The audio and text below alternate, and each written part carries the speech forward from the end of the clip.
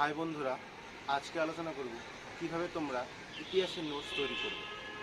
ইতিহাস চাকরি পরীক্ষার একটা অন্যতম গুরুত্বপূর্ণ বিষয়। আমি অলরেডি তোমাদের সাথে একটা পিডিএফ শেয়ার করেছি জিকে সিলেবাস নিয়ে।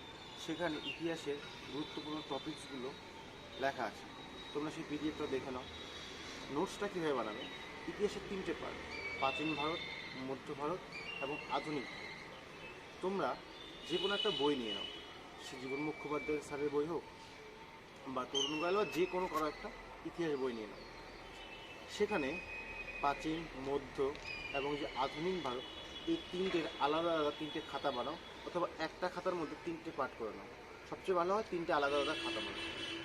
কী করবে? ধরো সাপোজ তোমরা প্রাচীন ভারত থেকে সিন্ধু সভ্যতার উপর নোটস বানাবে বা পড়বে। তুমি বই থেকে আগে সিন্ধু সভ্যতাটা পড়ে নাও, যে সিন্ধু সভ্যতা কে আবিষ্কার করে, কত সালে আবিষ্কার করা হয়, সেখানে কী কী ইম্পর্টেন্স রয়েছে, সমস্ত জিনিসটা তুমি সেই বইটা থেকে পড়ে নাও এবং একটা হাইলাইটার পেন দিয়ে সেগুলো হাইলাইট করে দেবে। তারপর যে প্রাচীন ভারতে তুমি খাতাটা বানালে, সেখানে হেডিং দাও সিন্ধু সভ্যতা। হেডিং দিয়ে সেই বই থেকে যে সিন্ধু সভ্যতা রিলেটেড তুমি তথ্যগুলো পেলে, সেগুলো ওই খাতার মধ্যে ওয়ান লাইনার বা পয়েন্ট পয়েন্ট করে লিখে রাখো। তাহলে কি হবে, তোমার ওই বইটা থেকে যখন ওই টপিকটা পড়া হয়ে গেল, তুমি খাতায় লিখে রাখলে, পরবর্তীতে যখন তুমি কোনো পরীক্ষার আগে রিভিশন দিতে যাবে বা যখন তুমি মুখস্থ করবে এবং বারবার রিভিশন দেওয়ার চেষ্টা করবে, তখন ওই খাতাটা তোমার কাজে লাগবে। কারণ কি, বারবার তুমি যদি বই থেকে রিভিশন দিতে যাও, তোমার অনেক টাইম লেগে যাবে। তার থেকে ভালো বইটা পড়ে যদি নির্যাসটা বের করে তুমি একটা খাতার মধ্যে রাখতে পারো, তাহলে পরীক্ষায় আগে তোমার রিভিশন দিতে সুবিধা হবে। এবং যখন এইভাবে নোটসটা বানাবে, ধরো সিন্ধু সভ্যতার নোটসটা বানালে, তুমি যতগুলো তথ্য পেলে সেখানে লিখে রাখলে, তারপরে এক বা দু পাতা খালি জায়গায় রেখে দেবে। কেন কি, একটা বইয়ে সম্পূর্ণ তথ্য তুমি পাবে না।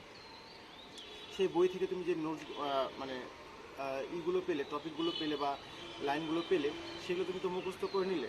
তারপরে বিভিন্ন মক টেস্ট বা বিভিন্ন পরীক্ষা দিতে গিয়ে তুমি দেখবে দু একটা আরও অনেক প্রশ্ন আসছে সেই সিন্ধু সম্পর্কে, যেগুলো তুমি পড়োনি বা তোমার জানা নেই।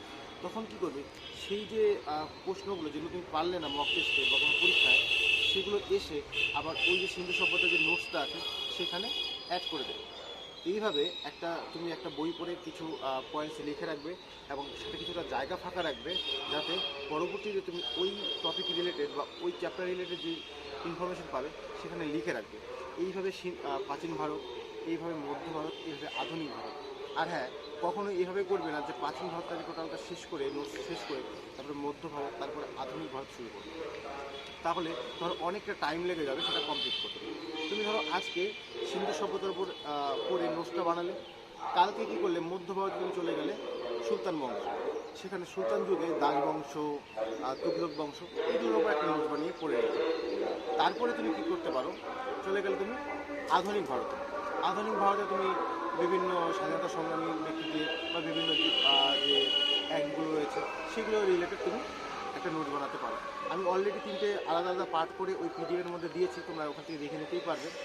এইভাবে যদি তুমি ইতিহাস, প্রাচীন ভারত, মধ্য ভারত, আধুনিক ভারত তিনটে আলাদা খাতা বানিয়ে আলাদা আলাদা করে টপিক ধরে ধরে নোটস বানিয়ে রাখো, তাহলে কী হবে, তোমার নিজে যখন নোটস বানাবে তোমার এটা পড়তে সুবিধা হবে, তোমার মুখস্থ তাড়াতাড়ি হয়ে যাবে এবং পরীক্ষার আগে রিভিশন দিতে অনেকটাই তোমার হেল্পফুল হবে। আমি তোমাদের সাথে একটা পিডিএফ শেয়ার করছি, ডেসক্রিপশনে তোমরা লিঙ্কটা পেয়ে যাবে। আমার নিজের বানানো আধুনিক ভারতের ওপর, ন্যাশনাল মুভমেন্টের ওপর, 1905 থেকে যে বিভিন্ন ধরনের মুভমেন্টগুলো হয় তার উপর আমি যে অনলাইন ব্যাচটা স্টার্ট করেছি, সেখানেও এই পিডিএফগুলো আমি শেয়ার করব, যেগুলো আমি নিজে তৈরি করেছি। তো তোমরা যারা পড়ছো বা বাড়িতে নোটস বানাবে, তারা এই পিডিএফটা তোমাদের অনেক কাজে লাগবে আমি আশা করি। তো তোমরা এই পিডিএফটা ডাউনলোড করে নাও। এই পিডিএফে আমি তোমাদের সাথে যে নোটসটা শেয়ার করেছি, তোমরা যদি এইভাবে একটা টপিকের উপর ভিত্তি করে নোটস বানাতে পারো, তোমাদের কাজে লাগবে। উদাহরণস্বরূপ যদি বলে দিই, ওই নোটসে দেখবে ধরো জালিয়ানওয়ালাবাগ হত্যাকাণ্ড, জালিয়ানওয়ালাবাগ ম্যাসেক্রি বলে আমি পয়েন্ট করেছি, ওখানে কত সালে হয়, কোথায় হয়, তার নেতৃত্ব কে দিয়েছিলেন, এর ফলে পরবর্তীতে কী কী পদক্ষেপ নেওয়া আছে, টোটালটা আমি একটা কমপ্লিট নোট করেছি। তাতে কি হবে, ওই জালিয়ানওয়ালাবাগ হত্যাকাণ্ড থেকে যা যা প্রশ্ন আসবে আমার ওখান থেকেই কভার হয়ে যাবে। তারপরেও আমি বলবো তোমরা একটু একটু জায়গা ফাঁকা রাখবে, যে পরবর্তীতে ওই রিলেটেড যদি কোনো কিছু ইনফরমেশন পাও ওখানে লিখে রাখবে। এইভাবে ইতিহাস, এইভাবে অন্যান্য সাবজেক্টগুলো তোমরা নোটস বানাবে। আমি যদি সময় হয় আমি অন্যান্য সাবজেক্টগুলো বলে দেবো। তবে ইতিহাস খুবই গুরুত্বপূর্ণ। তো তাই আমি তোমাদের ইতিহাসের কথাটা বললাম, এবং পিডিএফটা দেওয়া আছে, পিডিএফটা ইংলিশ ভার্সনে দেওয়া আছে, তোমরা একটু দেখে নিও। এবং তোমরা চাইলে এই নোটটা লিখে রাখতে পারো, এটা তোমাদের কাজে লাগবে। তো এইভাবে নোট বানাও, আশা করি তোমাদের কাজে লাগবে। চলো দেখা হবে পরের ভিডিওতে।